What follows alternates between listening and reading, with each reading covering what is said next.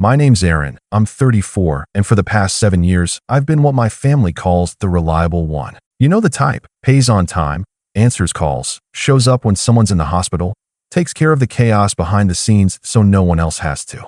I never asked for that role, never volunteered. But I fell into it the way most eldest siblings do, one missed bill at a time, one hey, could you cover this just once at a time. Eventually, it wasn't a favor anymore. It was expected, and I let it slide for a long time, mostly because it was easier than fighting with them. Until last weekend. My nephew Tyler turned 10. He's a sweet kid, funny, smart, a little quiet around crowds, but lights up when he's around animals. I adore him.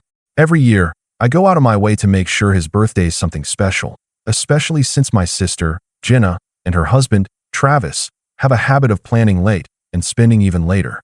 Last year, they tried to book a venue the week of the party. It got canceled the night before. I ended up reserving a backup indoor trampoline park out of pocket, $600 just to keep the kids from being crushed with disappointment. They never paid me back, not even a thank you card. This year, I prepaid the venue again, an animal petting farm Tyler had mentioned once in passing. I remembered because he'd lit up when he talked about goats, and I figured, why not? I also chipped in for the cake, the food truck, the rented tables and chairs, none of which Jenna asked for directly, of course. She just texted me things like, we'll need more chairs, can you take care of that? Or food trucks asking for deposit. Should I give them your info? I handled it, because I didn't want Tyler to suffer because his parents were flaky. But something had been building in me lately. A pressure, a quiet, cold realization that I wasn't appreciated, just used. And I think I knew, deep down, that this party was going to be the last straw. It started off fine. The kids were running around the yard, the goats were bleeding, and Tyler looked genuinely happy, which almost made it worth it. Almost. I tried to stay out of the way, helped set up some tables, tipped the food truck guy a little extra, handed out water bottles. Then came cake time. Everyone gathered near the patio where Jenna had set up a folding table for the desserts. She had on one of those boho maxi dresses, all flowy and bright, like she was auditioning for some Instagram parenting reel. Travis stood behind her with his usual smirk, nursing a plastic cup of soda and acting like he'd done anything to earn this moment. Jenna cut the cake, passed a few pieces to the kids, and then turned to me with a tight smile. Here, she said, handing me a slice. Least I can do, since you're always buying your way into being the favorite. I blinked. What? She laughed, but there was no warmth in it. You know, buying stuff doesn't make you special, Aaron. You're just the family wallet. That's all you've ever been. Travis chuckled like she'd just said something wildly clever. It's true, man. Gotta admit, it's convenient. You always swoop in and save the day. I stood there for a second, holding that stupid plate of cake, looking between them. My mom was a few feet away, fussing with napkins. She glanced over, heard enough to know what was going on, and muttered without looking up, "Let it go, Aaron. It's not worth it. Not today. Let it go." The same words I'd heard when they borrowed my car and returned it with a busted bumper. When they accidentally used my Amazon account to order a $900 iPad for Tyler's school. When Travis lost his job for the third time, and I co-signed a private school loan because Tyler deserves better. Let it go. Let it go. Let it go. I looked down at the cake, then over at the gift table where a large white envelope sat, my envelope.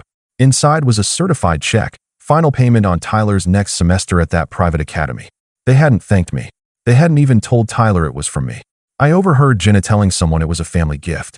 I placed the plate gently on the table, walked over to the gift pile, picked up the envelope. "What are you doing?" Jenna asked, half laughing, half confused. I didn't raise my voice. I didn't make a scene. I just said, clear enough for her, Travis, and anyone else nearby to hear, "Good luck covering next semester."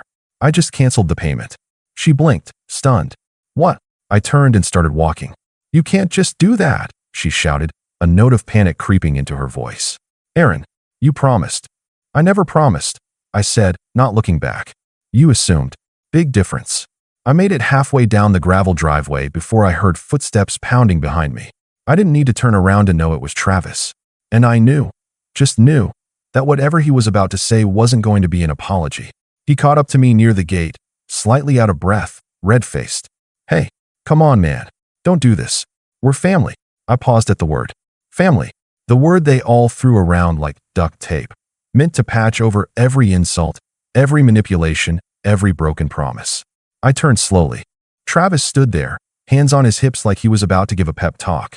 I could see him trying to puff himself up, shoulders square, chin high, the same way he'd looked when he cornered me at Thanksgiving to ask for a small bridge loan that turned out to be 15 grand. He wasn't angry yet, just desperate enough to pretend we were on the same team. "Look," he said, dropping his voice like we were co-conspirators. "I know Jen says stuff sometimes, but you know how she gets when she's stressed. It's not personal, man. Not personal." I raised an eyebrow. "She called me a wallet." She was joking. "No, you laughed because you agreed." He opened his mouth to protest, but I stepped forward, not aggressive, just close enough that he had to take a half step back. "You think I don't notice?" I asked. "The way you only call when you need something? The way you both talk about me like I'm some backup generator that kicks in when you mess up?" His face twitched. The casual mask cracked for just a second. "That tuition payment," I added. "I made it last week. Then I canceled it right before I left the party. The school's already been notified. They'll expect full payment by the end of the month." His lips parted, stunned. "You can't. Tyler needs that school." I nodded. "Yeah, he does. And it's a shame his parents were too busy running their mouths to realize the person keeping him there was standing right in front of them." He reached out suddenly, maybe to grab my arm, maybe just to make a point, but I stepped back. "Don't," I said sharply. "We're done, Travis. I'm not paying another bill. Not a penny. Not for school, not for rent, not for emergencies. You're a grown man. Figure it out." He dropped his hand, eyes flicking around like he was expecting someone to run out and back him up. But no one did. Behind us, the music from the party was still playing faintly, and the laughter of kids echoed across the yard. He looked like a man standing outside a locked house in the rain. "You know," he muttered bitterly, "it must be nice. Having money. Must be real easy looking down on everyone else when you've never had to struggle." That hit a nerve. "I work 70-hour weeks," I snapped. "I skipped vacations, skipped relationships, skipped entire years of my life so I could build something. You think I'm lucky? You think this," I waved a hand toward the driveway, toward the new car parked at the end, "just fell into my lap? While you were sleeping in and job hopping, I was eating tuna from a can and coding websites in a basement at 3 a.m. Travis went quiet. Not ashamed, just quiet. His jaw clenched, but there was no comeback this time. "I'm not mad that you needed help," I said, my voice lowering. "I'm mad that you took it for granted. That Jenna made a speech about how we paid for everything. That your kid doesn't even know who really kept the lights on." He looked away. "Tell her I'm done," I finished. "Tell your wife that the wallet just closed."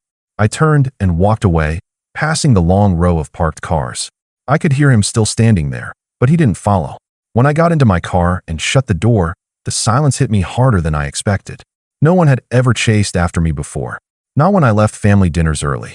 Not when I stopped texting back for a week.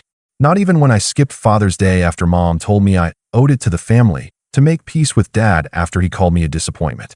I sat there, engine off, hands on the wheel, just breathing. It wasn't just about the money. It never was. It was about being needed only when I could be used. About feeling like the price of being accepted was measured in wire transfers and gift receipts. And I had finally hit my limit. My phone buzzed. "Jenna." First it was a missed call, then a text. "What did you do?" "Tyler's crying. The school called. You're ruining everything." I stared at it for a second. Then another one came in. "Come back and fix this. You're being ridiculous." And another. "If you don't care about us, at least think about Tyler." Then a call from my mom. I let it ring. 10 seconds later, a message popped up. "You need to apologize. We don't treat family like this." I laughed. Out loud. Alone in the car. I typed back. "Exactly." I hit send. Then turned the key, started the car, and pulled away from the party I'd paid for but wasn't invited to anymore. I didn't know what would come next. I knew they'd panic. That there would be voicemails and guilt trips and maybe even a surprise visit or two. But I was done pretending. And I hadn't even gotten to step 2 yet. By the time I pulled into my driveway, it was almost sunset.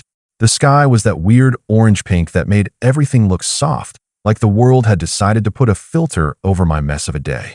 I parked in silence, engine humming down, and just sat there with my phone still lit up in my hand. More missed calls. A few voicemails.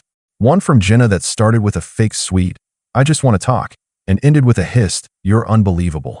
Another from Mom, long and guilt-laced, talking about how families don't keep score. I didn't delete them. I didn't even listen to all of them.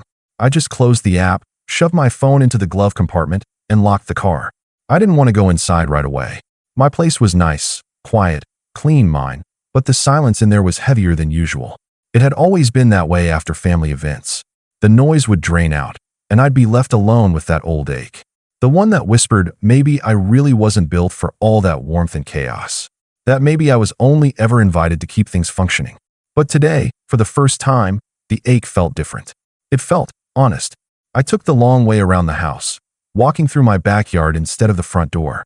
I'd landscaped it myself a few years ago, laid the stones, built the tiny deck, strung up soft solar lights that flicked on automatically as the sun dipped. I poured a glass of water from the outdoor tap, sat in one of the wooden chairs, and just listened to the wind for a while. I thought about Tyler. I really did. Not Jenna, not Travis, not even Mom. Just Tyler. That kid deserved better parents, but more than that, he deserved the truth. Not some version of reality they cobbled together to make themselves look good.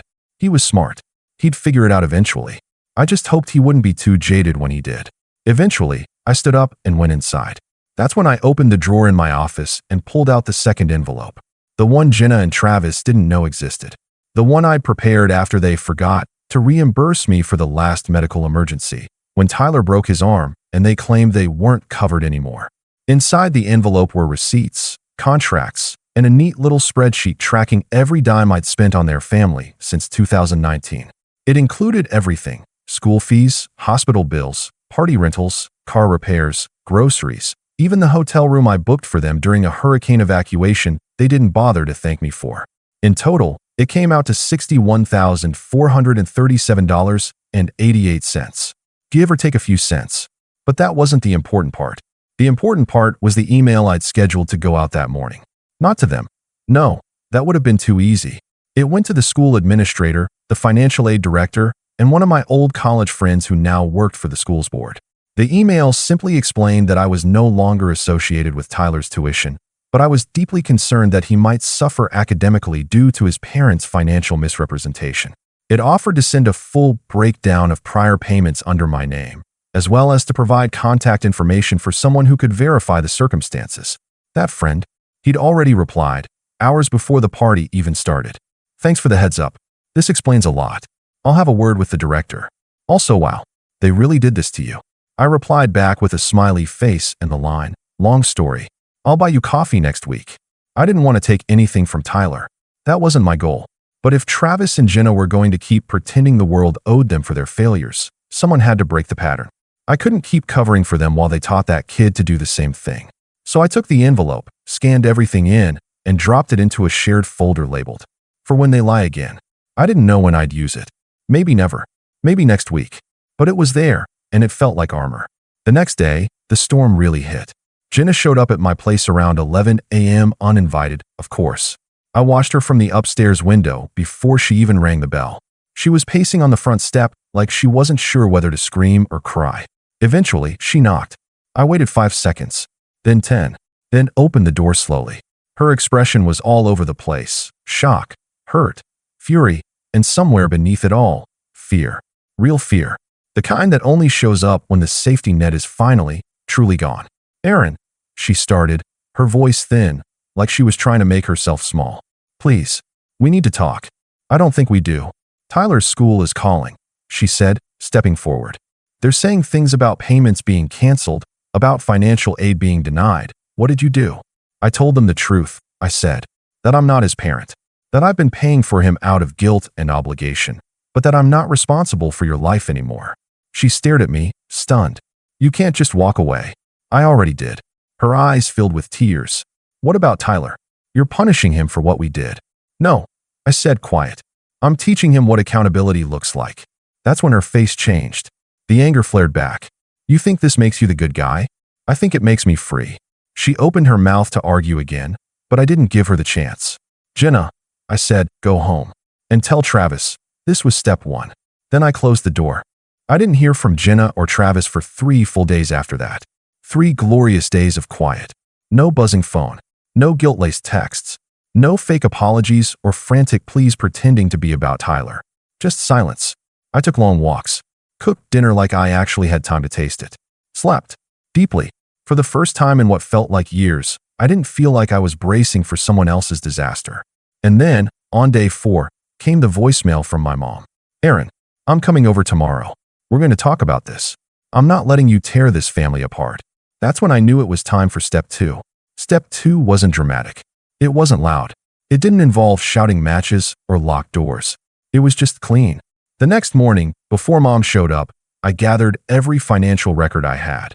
Bank transfers, canceled checks, contracts, even the old emails where Jenna had sent me PayPal requests labeled urgent and please just this once. I put it all in a neat little binder. Then I pulled out another envelope, this one sealed and addressed to my lawyer. Inside was a notarized letter I'd had prepared a year ago when I first started getting the creeping sense that someday I'd need to protect myself. The letter revoked my informal financial responsibility for any member of my extended family and outlined how no further payments were to be made from my accounts on anyone's behalf, just in case things escalated. It also included a formal notification. As of that date, I was resigning from the trust my dad had named me executor of because, surprise, even after all this, they still planned to make me the one responsible for distributing family assets when the time came. No more. I texted my lawyer to confirm receipt. He wrote back, "Smart move. About time." Then, with everything filed and sent, I waited. Mom arrived at noon. She didn't knock, just walked in like she always had. That was the first thing I noticed. How normal it felt. How routine. She swept in like this was her house, like I was still 16 and she was here to tell me to clean my room or help set the table. But when she saw the binder sitting on the kitchen counter, her face shifted. "What's this?" I gestured. "Everything I've paid for since 2019. Itemized. Receipts included." I thought it might help make the next conversation easier. She flipped through a few pages, frowning. "Why are you doing this?" "Because you said I was tearing the family apart. I figured if we're going to talk about that, we should look at the facts." She closed the binder and gave me one of those tired mom sighs. The kind meant to imply I was being dramatic, overthinking, ungrateful. "You're missing the point," she said. "It's not about money. It's about love. About helping each other." I laughed. "Is that what this is? Love? Aaron? Because if this is what love looks like, I want no part of it." She sat down across from me, her expression hardening. "You've always been the strong one, the capable one. That's why we leaned on you. You make things look easy. Maybe we forgot to say thank you every time, but that doesn't mean we didn't appreciate it." "That's the problem," I said, calm but sharp. "You didn't forget to say thank you. You just decided you didn't need to anymore." There was a long pause. She didn't deny it. "I'm not going to ruin my life so the rest of you can avoid cleaning up yours," I said. "I love Tyler. But Jenna and Travis? They crossed a line." Mom shook her head slowly. "So what? You're just cutting us all off." I leaned forward. "No, I'm just taking back control. Of my time, my money, my sanity. If you need something, you ask. I'll think about it. But the era of me being the silent safety net? It's over." She looked like she wanted to argue, but she didn't. Instead, she stood, smoothed her sweater, and said, "I hope you can live with this." I smiled. "I'm counting on it." She left without another word. 2 weeks passed. I didn't hear from anyone, not even Tyler. Then, one evening, I got a knock on the door. Not Jenna, not Travis. Tyler, 10 years old, wearing his school backpack, standing nervously on my porch. "Hey," he said. I don't think I was supposed to come." I crouched down to meet him at eye level. "You're always welcome here, buddy. What's up?" He hesitated. "They're fighting a lot. Mom and Dad. About the school. About money. About you." I nodded slowly. "That's not your fault." "I know," he said, but didn't sound convinced. I wanted to say thank you. For the party. And the school. And stuff." I swallowed. "You don't have to thank me, Tyler. I did it because I care about you." He looked down. "They said you don't anymore." I placed a hand on his shoulder. "That's not true. But sometimes, when adults make bad choices, the people who've been covering for them have to stop. Or else the cycle keeps going forever. Do you understand?" He nodded. Slowly. Then his eyes brightened. "Can I still come hang out sometimes?" "Of course," I said, pulling him into a hug. "Anytime." That night, we made mac and cheese, watched an old movie, played cards until his mom called looking for him. She didn't say much, just told me to send him back home. I did, but not before slipping a small envelope into his backpack. Inside was a prepaid debit card loaded with a modest amount and a sticky note that read, "For books, art supplies, or whatever you want. Not for your parents. Just for you." I didn't hear a word from Jenna after that, but I didn't need to. Over the next few months, things shifted. I stopped answering family group texts that only showed up when someone needed help. I went back to therapy. Not because I was falling apart, but because I realized I deserved to process how long I'd spent being the stable one and nothing else. I started traveling. Just small trips at first. A cabin near the lake. A flight out to Denver to visit college friends. I left my phone on Do Not Disturb more often than not. At Christmas, I didn't go to the big family dinner. Instead, I took Tyler out for a day in the city, museums, pizza, an arcade. He told me he was thinking about being an architect someday. I told him he'd be great at it. At one point, he looked up at me and said, "You seem happier now." And I realized I was. Not because I'd won some big fight. Not because I'd crushed anyone. But because I finally stopped letting guilt dictate my life. I still get the occasional message from Travis. Mostly passive-aggressive. Stuff like, "Wish we could have worked this out like adults." Or, "Hope you're enjoying your high horse." I don't respond. Jenna stopped pretending completely. I haven't heard from her in months. But that's fine. Let her stew. Let her learn. Let her explain to Tyler, one day, why his uncle had to step back to keep from drowning. Because I wasn't the villain in this story. I was the one who said no. Finally. And sometimes, that's what being the hero really looks like.